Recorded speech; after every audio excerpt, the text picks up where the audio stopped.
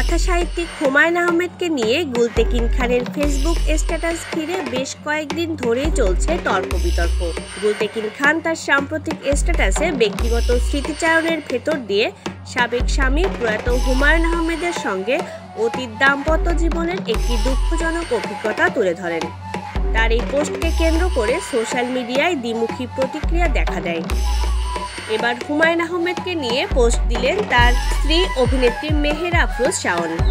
লেখকের আত্মজীবনীমূলক বই নিউ ইয়র্কের নীলাকাশে ঝকঝকে রোদের একটি মর্মস্পর্শী অংশ নিজের ফেসবুকে প্রকাশ করেছেন অভিনেত্রী, যেখানে উঠে এসেছে মানসিক অসুস্থতা ও বিকৃত মানসিকতার মানুষের নির্মমতার দিক।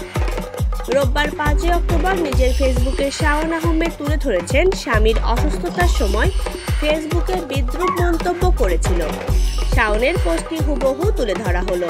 একদিন লক্ষ্য করলাম সে ঝিম ধরে কম্পিউটারের ফেসবুকের পাতার দিকে তাকিয়ে আছে, তার চোখের পাতায় অশ্রুবিন্দু। আমি বললাম, সমস্যা কি? কেয়ার গিভার বলল, কোনো সমস্যা না, সামান্য মন খারাপ, কাটিয়ে ওঠার চেষ্টা করছি। আমি বললাম, আমাকে বলো দেখি মন খারাপ কাটানোর চেষ্টা করতে পারি কিনা। তোমাকে বলবো না, তোমার মন খারাপ হবে। আমি বললাম, সহজে মন খারাপ হবে এমন মানুষ আমি না। বুঝতে পারছি ফেসবুকে পাঠানো কারো কমেন্ট পড়ে তুমি হতাশ হয়েছ। কি লিখেছে? শাওন পড়ে শোনালো। কেউ একজন লিখেছে, তোমার উচিত শিক্ষা হয়েছে। আমি খুশি যে তোমার স্বামীকে ক্যান্সার দিয়ে আল্লাহ তোমাকে শিক্ষা দিলেন। এই শিক্ষা তোমার আরও আগেই হওয়া উচিত ছিল। শাওনের মেয়ে লীলাবতী যখন মারা গেল তখনও সে এই ধরনের চিঠিপত্র পেত। লেখা থাকতো, তোমার কঠিন শাস্তি হয় আমরা খুশি, আরও শাস্তি হবে, এই ধরনের কথা।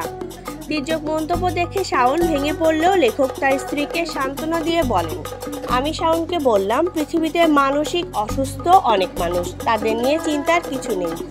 আমরা ভাববো সুস্থ মানুষদের কথা। তোমার ফেসবুকে শত শত মানুষ কত চমৎকার সব কথা লিখছে না? হ্যাঁ, এর মধ্যে একজনের কথা চিন্তা করো।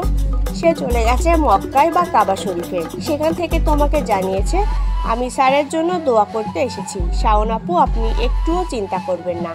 এরপরও কি মন খারাপ করা তোমার উচিত? শাওন বলল, না, উচিত না। তাহলে মিষ্টি করে একটু হাসো।